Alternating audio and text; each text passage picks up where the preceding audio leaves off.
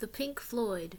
You're gonna hear them in a minute, and I don't want to prejudice you. See them and hear them first, and we'll talk about them afterwards, but 4 quick points I want to make before you hear them. The first is that they are terribly loud. You couldn't hear it because from your sets they are a bit softer, and something games for May. Something on Friday. I'm trying to remember the exact words he said it.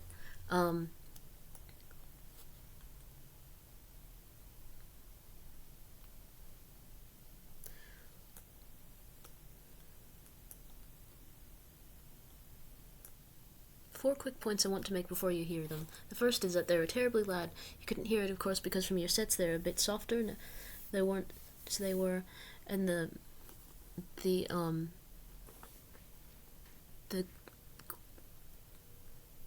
something hall on Friday. The next point is that they are a bit boring. Something about them being boring. Oh yes, my next point is that there is continuous repetition, and to my mind, they are a bit boring. But perhaps I'm too much of a musician to appreciate them. Something like that. I think he made 4. Yes, 4 points, but I don't remember all of them. One of them was something like, they have an audience, and people who have an audience ought to be heard. Perhaps it's my fault I don't appreciate them. And it was interesting that he said that. I think that's an interesting perspective that he had.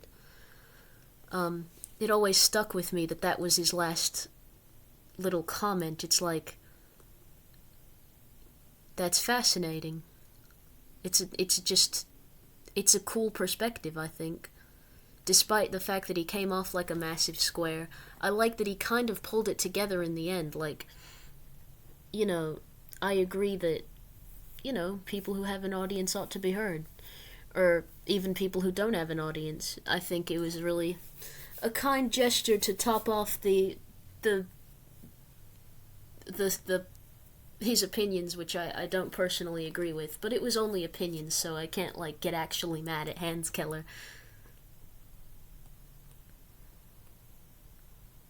Hans Keller.